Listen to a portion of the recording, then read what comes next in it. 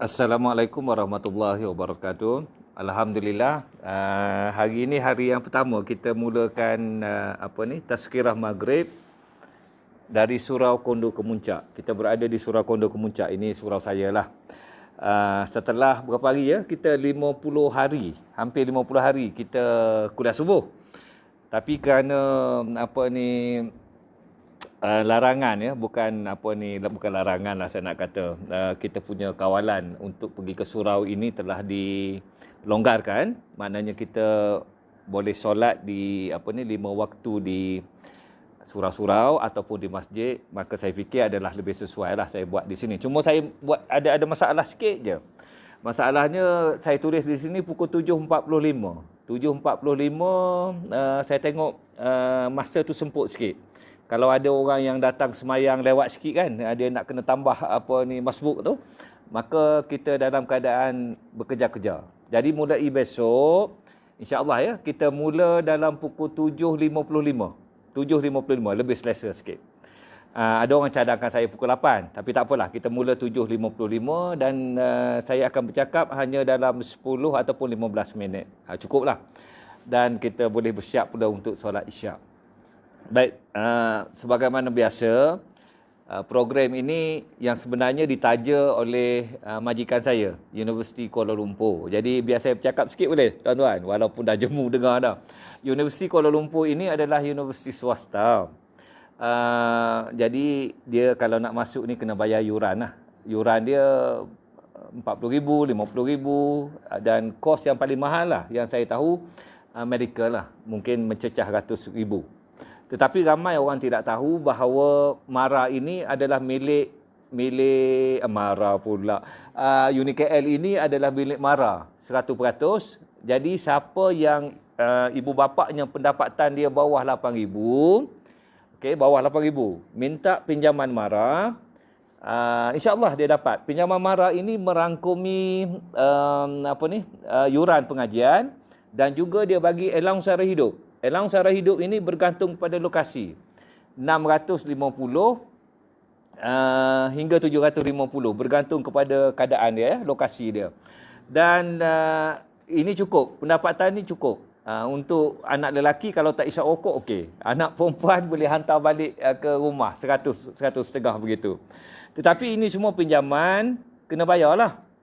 Jadi tuan-tuan dan perempuan, tetapi ramai orang tak tahu ni, suruh anak tu belajar pandai-pandai, dapat 3.5 ke atas ke minta pengecualian, dapat 3 poin ke atas pun minta pengecualian. InsyaAllah ramai yang bayar 15%, 20% daripada total cost itu. Jadi kita nak orang pandai. Tuan-tuan dan perempuan, masya-Allah, subhanallah, UniKL ni satulah sebab dia swasta kan. Jun ada boleh masuk, Januari boleh masuk, September pun ada. InsyaAllah, tanyalah. Kontak saya 0193154444. Nanti saya akan salurkan kepada pegawai yang bertugas. Dia orang okey semua. Dan kita ada di seluruh negara kecuali Sabah, Sarawak, Kelantan, Terengganu, Pahang. Semua negeri ada, boleh katakan semua bidang-bidang perkhususan yang berbeza. Baik tuan-tuan, saya seronok sangat. Dah 2 hari saya datang semayang ke sini. Alhamdulillah, saya menitiskan air mata pada solat yang pertama. Dia keluar sendiri je. Kenapa? Allahu Akbar. Kita diberi panjang umur lagi. Diberi usia lagi. Setelah ditahan selama hampir 50 hari, tak boleh nak solat di rumah Allah ini. Tapi tak apa juga. Kalau dah ditahan tu, kita solat di rumah bersama dengan anak-anak dan isteri berjemaah. Tetapi bila diberi kelonggaran ini adalah satu perkara yang paling saya sukalah. Maksudnya saya dapat solat di rumah Allah. Orang, kita pun tak boleh ramai-ramai lagi. Maksudnya kita kena ada dia punya jarak-jarak dan sebagainya. Jadi tuan-tuan dan puan-puan, setengah tempat tu, setengah surau tu, sama ada COVID ke, tak ada COVID ke, satu sah ni pun tak penuh. Itu yang kita nak galakkan, nak cuba ajak betul-betul supaya ketika ada peluang, jemputlah datang ke surau kita ni. InsyaAllah. Kalau satu ataupun 2 orang je semayang tu macam malu pada diri kita sendirilah. Baik. Jadi surau Kondo Kemuncak ni ada pengalaman yang sangat manis lah untuk saya. Jadi pada hari ini saya nak cerita yang santai-santai dulu. Berdasarkan pada buku Travelog Haji, Mengubah Sempadan Iman. Di sinilah buku ini ditulis dan buku ini mendapat perhatian daripada ramai. Dah lebih 1 juta orang pembaca. Apa yang nak saya ceritakan? Tuan-tuan dan puan-puan, dalam hidup kita ini sentiasa ada turning point ataupun checkpoint. Maksudnya kita melalui satu fasa perjalanan kerana beberapa sebab kita bertukar.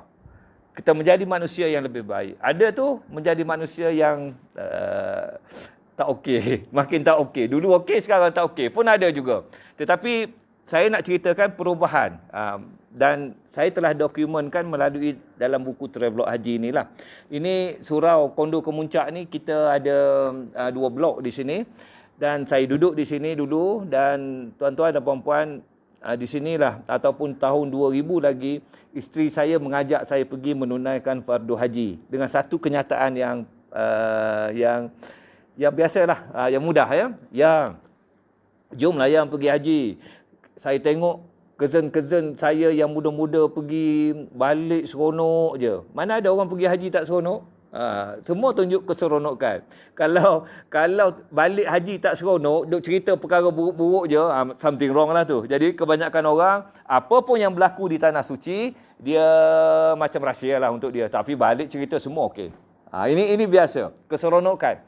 Dan saya jawab pada Roza mudah saja. Saya kata, yang kita ni muda lagi, lambat lagi nak mati. Ini orang tak nak pergi ya. Yang keduanya, Roza dia diam. Dia tak mengata saya. Dia kata, ya Allah, awak ni teruklah jahil tukil. Dia tak kata macam tu. Dia kata apa? Dia di lain kali, jomlah yang saya nak pergi haji ni masa muda, tengah kita kuat ni. Yang kita ni orang kerajaan. Kalau saya pencen nanti saya bersara, saya dapat pampasan. Sekarang saya tak ada duit. Saya kata macam tu. Jadi kalau ada duit, saya akan pergi ya. Dengan harapan orang tak tanya dah. Bila saya sebut saya tak ada duit, ini saya dah cerita dulu ya. Roza ni pergi usaha dengan pejabat bendahari UiTM, potong gaji saya RM200 sebulan. Saya tak tahu dia pandailah dia tu. Tapi saya redha lah, saya okey lah. Saya dah maafkan dia tu yang potong tu. Dan bila kita tengok gaji kita kurang, ya Allah 200 kurang, 5 bulan 1000, pergi keluar duit. Gaji saya banyak, tapi sebab tak nak pergi, tak cukup je duit. Beza dengan Roza. Roza gaji dia 2,000 gitu je. Masa tu, dia boleh simpan 200 sebulan, 5 tahun dah cukup. Boleh pergi haji pada masa tersebut. Ini maksudnya tuan, ada duit tak ada duit. Kalau tak nak pergi, ada duit pun tak boleh pergi.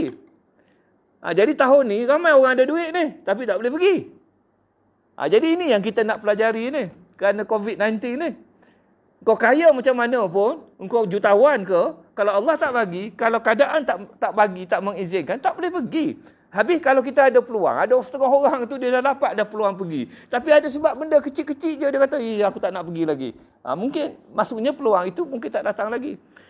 Jadi tuan-tuan dan puan-puan, Masya Allah. Jadi bila saya ni asyik tak nak pergi je, apa yang Roza buat, dia bangun malam. Pada 1/3 hujung malam yang tersisa tu, dia ada hadis mengatakan bahawa Allah Subhanahu Wa Taala turun ke langit dunia pada 1/3 hujung malam yang tersisa, dan Allah bertanya kepada hamba-Nya, ada tak hamba-Ku yang nak berdoa, aku nak makbulkan doanya? Ada tak yang nak bertaubat, aku nak ampunkan dosanya? Ada tak yang nak meminta, aku nak bagi apa yang dia minta? Tuan-tuan, Allah tanya kita. Janganlah cerita kat orang masalah suami kita. Janganlah cerita kat orang masalah rumah tangga kita. Tapi cerita dengan Allah, mengadu pada Allah. Dan Roza, ya Allah, dia kata apa dengan Allah, minta cerita dengan Allah. Dia kata, ya Allah, inilah suami yang dianugerahkan kepadaku, ya Allah. Kalau dia tak tahu jalan, dia kata, engkau tunjukkanlah jalan yang lurus. Dia kata, jalan yang betul. Ya Allah, kau bantulah suamiku. Mungkin dia tak tahu. Banyaklah perkara yang diadunya pada Allah SWT. Tetapi saya nak ringkaskan dulu. Ini permulaan cerita ya pada hari ini. Saya terbuka pintu hati nak pergi menunaikan fardu haji setelah saya dapat jawatan profesor. Umur saya muda masa tersebut, 38 gitulah, 39 tahun, dapat profesor, dapat tunggakan gaji, Allah bagi serta-merta, dekat-dekat 80,000 tau. Tunggakan gaji 14 bulan punya tunggakan gaji. Dan saya pun kata, saya suka sangat, saya pun kata pada Roza yang Allah sayang kat saya. Sebab apa? Setahun saya minta dengan Allah bangun malam. Ya Allah tolonglah. Ya Allah bagilah aku profesor. Aku nak profesor ni. Minta nak profesor bangun malam semayang. Pasal orang kata macam tu. Allahu Akbar nak ceritanya tuan-tuan pada masa tersebut. Dan apabila dapat profesor tadi dapat duit tunggakan 80,000. Saya kata pada Raza, jom ya kita pergi menunaikan fardu haji. Saya nak mengucapkan syukur kepada Allah Subhanahu Wa Taala. Ini saya cerita latar belakang sikit bagi orang tak mengenali saya. Tetapi dia telah bertulis dalam Travelog Haji, Mengubah Sempadan Iman. Dan bila dah nak pergi tu barulah huru-hara.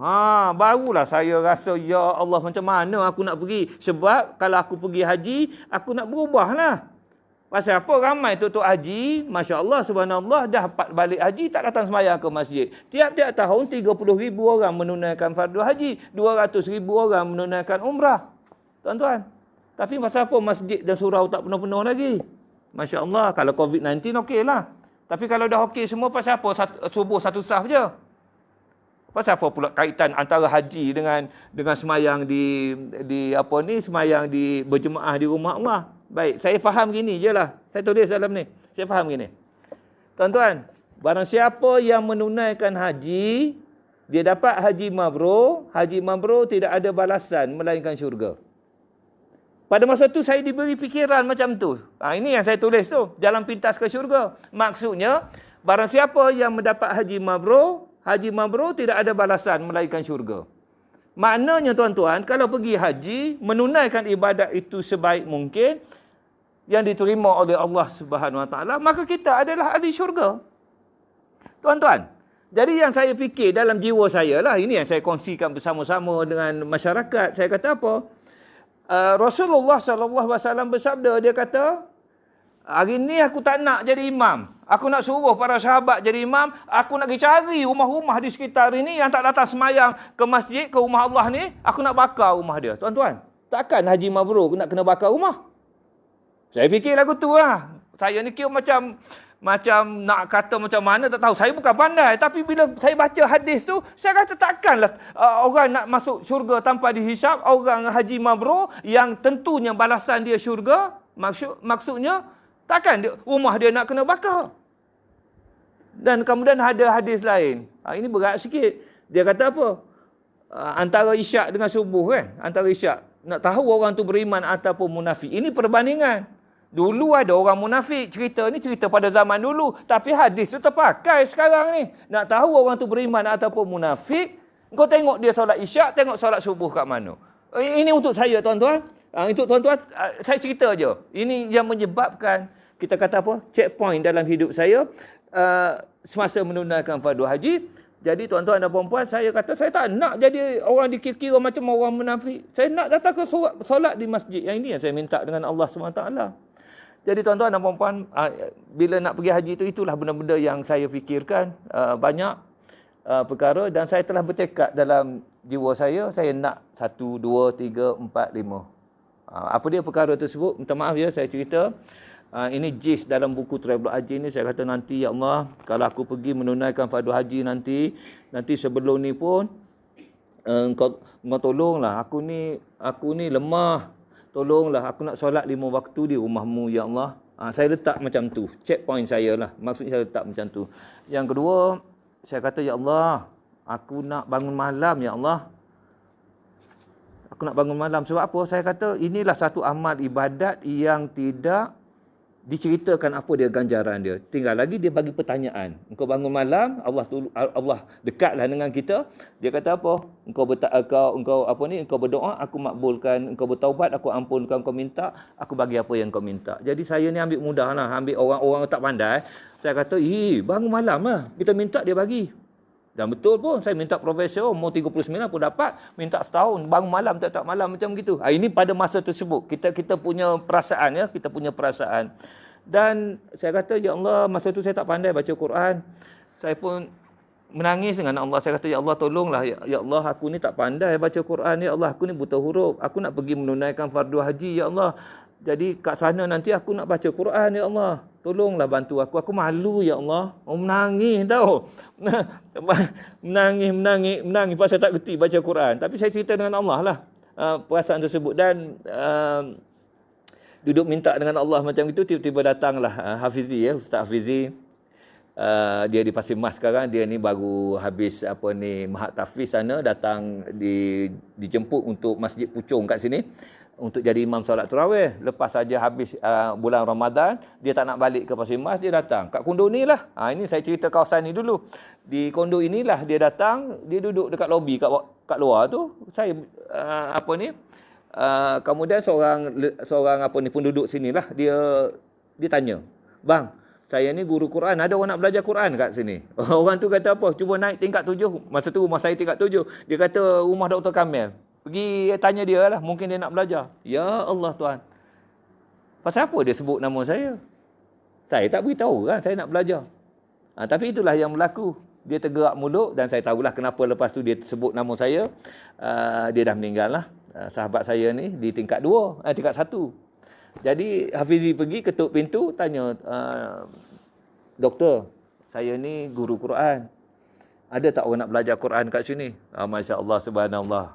Tiap-tiap malam saya duduk minta dengan Allah. Saya malu. Tiba-tiba orang datang macam tu, saya pun panggil Hafizi, masuk Hafizi. "Hafizi daripada mana ni? Macam mana boleh datang rumah saya?" Dia ceritalah.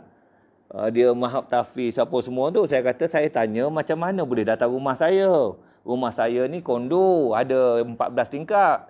Kalau you rumah teres, you pergi satu, you akan jumpa lah rumah. Ini tingkat 7. Dia pun ceritalah yang dia jumpa orang tadi. Jadi tuan-tuan dan puan-puan, saya pun ringkaskan cerita dulu, latar belakang dia dulu. Saya kata pada Hafizi saya lah yang nak belajar ni Hafizi. Tapi saya ni yang sebenarnya butuh huruf, saya tak reti. Huruf-huruf saya tak kenal, saya hafal gitu-gitu sikit-sikit je. Jadi kalau Hafizi boleh hajar saya sampai saya mengenal huruf, sampai saya pandai, Hafizi boleh masuk syurga. Wah, Masya Allah. Saya offer syurga kepada seorang ustaz. Profesor yang tak reti baca Quran, offer syurga pada ustaz. Allah, seorang Hafiz. Dia ketawa, Hafizi ketawa je. Kenapa? Yalah, kita masuk syurga bukan kerana amal ibadat. Kita masuk syurga kerana rahmat Allah. Itu beza tu. Lepas tu barulah bila belajar sikit-sikit, makinlah ilmu saya bertambah. Okey, saya baru tahulah bahawa kita nak masuk syurga ini bukanlah kerana amal ibadat. Tapi nak dapat rahmat dia tu, kita ikutlah apa yang Allah suruh, tinggalkanlah apa yang larang. Tetapi akhirnya sekali, rahmat dia lah yang memasukkan kita ke dalam syurga. InsyaAllah. Jadi ringkaskan cerita saya juzuk 9 di kondo sinilah, di kondo sini. Allahu Akbar. Tetapi apa yang saya nak ceritanya, sepanjang tempoh tersebut, surau ini, surau kondo Kemuncak ini, tak ada orang semayang. Tak ada orang. Tutup. Jadi saya pun tak semayang lah di surau ini. Pada masa tersebut, ini cerita 20 tahun yang lampau ni. Tuan-tuan dan puan-puan, Masya Allah, subhanallah, sebab sebelum pergi haji itu, saya kata saya nak semayang di rumah Allah. Kan saya tinggalkan surau ni, dan saya pergi ke surau bawah, Seksyen 9, Ittihadiyah. Begitu ya, tuan-tuan dan puan-puan. Masya Allah, teruknya pada masa tersebut. Dan kita ringkaskan cerita ya. Akhirnya saya pergilah menunaikan fardu haji. Masa menunaikan fardu haji tersebut, saya terfikir pasal kondo Kemuncak ni. Surau kondo Kemuncak ni. Yang saya kata surau kondo Kemuncak ni, berat lah. Kita balik nanti kita nak semayang kat mana? Kenapa tu? Pasal apa saya tak boleh datang semayang ke Pondok Kemuncak ni? Surau Pondok Kemuncak. Sebab saya takut kena jadi imam lah. Zul. Bilal kita ada kat sini. Itu yang orang takut datang ke surau. Sebab tu saya tak kutuk, saya tak marah orang tak pergi surau kerana ada orang tak ada ilmu. Saya mengalami peristiwa tersebut. Saya tak nak datang ke sini. Saya takut. Takutnya kena jadi imam. Tuan-tuan, perkara ini normal dalam masyarakat kita sekarang. Sebab itu banyak surau-surau ni, imam ada tak datang. Bila tak datang, paling-paling pusing-pusing. Tuan, tolong tuan. Pasal apa? Kita pakai jubah, pasal kita pakai kopiah. Mari 2 kali lagu tu lari ya dia. Sebab itu kita kena faham ya. Kena faham keadaan dia pada masa-masa tertentu. Jadi tuan-tuan dan puan-puan, saya balik daripada menunaikan fardu haji, saya tak semayang di sini. Sebab tutup. Sehinggalah datang seorang ziarah rumah saya. Dia kata apa? Haji Osman. Nama dia. Saya ingat lagi. Dia tidur malam tu. Saya pun ajak dia pergi semayang ke Ittihadiyah tu. Dia kata apa? Doktor, saya nampak surau tu. Pasal apa tak semayang sini? Tak ada orang kata nak semayang. Saya dengan anak-anak je. Siapa nak jadi imam? Dan dia pun kata pada saya, ini betul-betul so, saya ingat betul ni, dia kata macam mana? Dia kata, doktor, ini tanggungjawab doktor. Jangan lari daripada tanggungjawab tersebut. Pasal apa pergi lari ke sana? Ini karya kita. Dia bukan orang sini lah, dia orang Kelantan. Baik tuan-tuan dan puan-puan, sebab itu saya kata saya nak cerita bermula dengan Travelog Haji. Dan kenapa saya buat di Kondo Kemuncak? Sebab ada cerita. Ada satu bab dalam ni, yang saya tulis ya. Masya Allah, subhanallah, saya tulis Kondo Kemuncak. Jadi bila Allah nak jentik perasaan kita kan, checkpoint lah tu. Itu checkpoint lah tu. Saya tak nak terima tanggungjawab tersebut, saya lari pergi ke surau bawah sana. Tetapi jumpa orang datang rumah saya, tidur rumah saya dan marah saya lah. Samsok marah orang tua-tua lah. Pasal apa yang kau larinya, kau tanggungjawab engkau. Jadi tuan-tuan dan puan-puan, Masya Allah saya tulis dalam ni dan saya pun kata dengan Roza, ya Allah, saya dah fikir lama dah ni. Tapi macam mana tuan-tuan dan puan-puan, apa yang saya risau? Ini saya nak cerita. Inilah yang ada pada ramai orang. Kenapa tak nak datang surau, tak datang masjid? Dan kerana saya fikir masa tu Allah jentik hati saya ni, ini tanggungjawab engkau. Ini engkau kena bertanggungjawab. Walaupun engkau bukan bidang agama, walaupun engkau tak pandai, baca doa pun tak kerti. Baca Quran dah pandai dah, doa tak kerti. Doa yang biasa orang duk baca tu lepas solat tu kan. Saya duk fikir pada masa tersebut, kalau kita solat berjemaah, kena baca doa, kena wirid. Sampai tahap macam tu lah. Allahu Akbar. Jadi, bila saya dah buat keputusan, tak apa, saya jadi imam kat sini. Dan masa solat duha, lepas solat duha, saya berdoa dengan Allah SWT. Tu, dengar tu, doa saya apa? Ini cerita betul ni. Okey. Saya kata apa? Selepas sembahyang duha, saya berdoa. Ya Allah, jika benar aku perlu bertanggungjawab pada surau ini, aku mohon dua perkara daripadamu. Kau berilah kekuatan kepadaku. Betulkan bacaanku dan mudahkanlah aku menghafal doa-doa dan wirid selepas sembahyang. Ampunilah aku ya Allah. Moga-moga ada orang yang lebih baik akan datang untuk menjaga surau ini. Yang saya takutnya pada masa ini cerita 20 tahun yang lepas tu. 20 tahun yang lepas saya takut tak boleh baca wirid. Benda tu tak perlu pun. Betul tak? Ini yang ada dalam kepala kita yang bila kita tak reti kan, kita dah tak ada orang, kita jadi imam, tak reti pula baca doa kok Melayu lah. Apa salahnya? Tapi kita malu. Berapa ramai orang macam tu. Saya boleh cerita sebab saya telah mengalami peristiwa tersebut. Ya Allah, pukul berapa dah? Boleh sambung 5 minit lagi ya? Jadi saya menangis. Saya kata apa ni? Saya tahu Allah mendengar permintaan saya tu. Kenapa? Ketika berdoa, air mata ketakutan muncul tanpa dipaksa. Tuan-tuan, ini nak cerita gambaran orang tak ada ilmu. Jadi orang yang ada ilmu, tunaikanlah tanggungjawab tersebut. Kalau dilantik jadi imam, datanglah ikut masa. Mentang-mentanglah kita jadi imam, kita datang lewat. Kadang-kadang orang kena cari. Saya banyak pergi ceramah kan. Allahu Akbar, Allahu Akbar. Asyhadu an la ilaha illallah. Asyhadu anna Muhammadar Rasulullah. Hayya 'alas solah. Hayya 'alal falah. Lepas tu dah habis qamat cari. Mana imam? Imam tak ada. Lepas tu kita duduk sebelah tu, dia kata, Prof, tolong Prof. Masya Allah, subhanallah. Tuan-tuan, ramai banyak yang macam tu, bila datang lewat kan, terus masuk ke depan. Apa tu? Itulah masuk syurga tanpa dihisap. Engkau datang lewat, tuan-tuan, janganlah bangga. Engkau datang lewat, engkau boleh datang ke depan. Allah nak tunjuk pada kita yang kita ini diberi penghormatan. Di Malaysia lah. Kalau masa di Madinah dulu, semua orang boleh jadi imam. Dia tak peduli tak ada orang tengok-tengok, ragat semacam pun jadi imam. Jadi tuan-tuan dan puan-puan, yang ini yang kita ni dilema orang yang tak ada ilmu ni macam saya, macam ramai orang. Kita nak semayang, kita nak datang masjid, nak surau, tapi ya Allah, bila kena benda-benda macam tu, mudah lari tempat lain lah. Itu yang kita tak nak. Baik. Kemudian, saya ingat lagi lah, hari yang pertama tu, saya lah azannya. Azan pula tak reti. Lagu-lagu ni, saya mana reti menyanyi. Memang sombang terus lah. Tetapi saya belajar Quran Masya Allah di sesi 9 dengan Ustaz Idris pada masa tersebut. Balik daripada haji ni, saya beritahu kat Ustaz Idris, nak cerita masalah ni. Ustaz, saya ni kena azan dekat surau saya ni, tapi saya tak reti Ustaz. Saya tak reti berlagu. Mai sini Prof. Saya ajar cara yang straightforward je. Tuan-tuan nak dengar tak? Anak-anak saya semua gelak aja kalau saya azan. Allahu Akbar, Allahu Akbar. Tak payah berlagu-lagu. Straight je lagu tu. Siapa yang ajar ni? Ustaz Idris tu. Tak payah duduk ni dia kata. Yang tujuan kita nak panggil orang datang semayang. Pada masa tersebut saya Azrai, anak lelaki saya Amirul. Kemudian Roza. Jadi itu. Itulah 4 orang. Tetapi selepas saja azan ada seorang datang. Allahu Akbar. Masya Allah. Itu waktu maghrib tu. Isyak datang lagi seorang. Tuan-tuan, sehinggalah pada satu ketika ini boleh jadi 3 sah ni semayang ni di sini. Siapa? Allah hantar orang Kondo ni tak nak datang semayang ke sini, tak apa. Allah hantar orang Arab-Arab datang sini.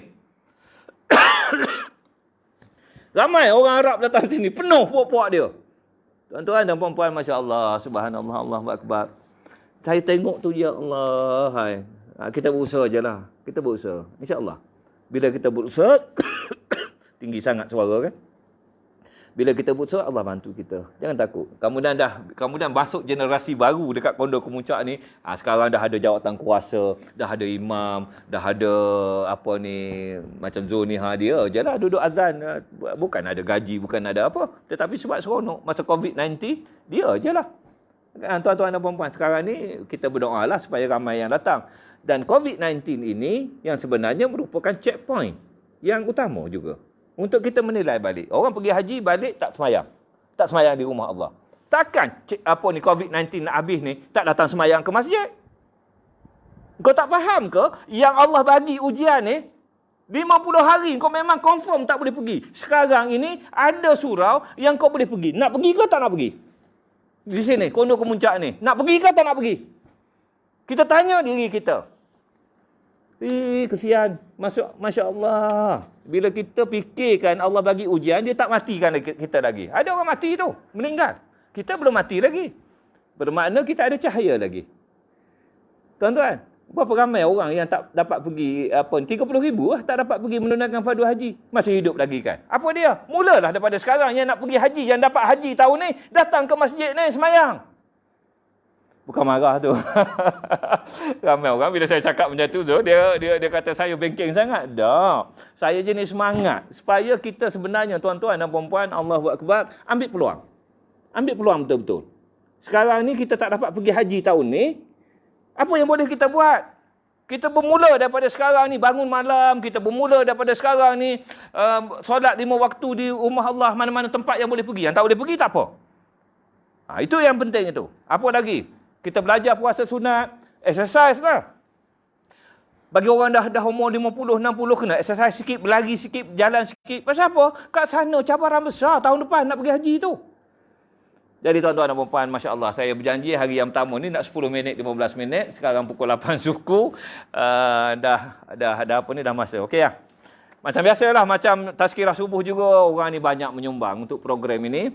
Masa saya berhenti itu hari, ada pula dia kata, Prof, saya nak bagi sumbangan. Tak payah, saya pergi ambil. Hari ni, buku yang saya pegang ini, buku Travelog Haji yang saya pegang ini, saya nak bagi hadiah kepada mereka yang digerakkan hati oleh Roza untuk tulis lah. Ada, Azhar Daud. Ini nama FB lah, Azhar Daud. Dan kemudian ada lagi orang bagi hadiah. Dia orang ni bagi buku tu untuk dihadiahkan kepada siapa-siapa yang menyertai FB ni. Okey. Nur Azman Itam Ahmad akan menerima buku baru saya, Ceritalah. Dia ada di sisi. Okey, mulai pada hari ini, esok kita settle sikit ya. Kita esok ya, tuan-tuan dan puan-puan, kita bermula pukul 7.55, kita akan berakhir 8 suku. Kita adjust masa sikit, bagi relax sikit ya. Nak semayang sunat dan sebagainya. InsyaAllah. Minta maaf ya, hari ini kita bermula dengan agak tinggi sikit nada dia. Besok kita akan pakai buku lain. Ini saya nak mulakan ini kerana Kondo Kemuncak ni ada mempunyai kenangan yang agak manis lah untuk saya. checkpoint dalam hidup saya.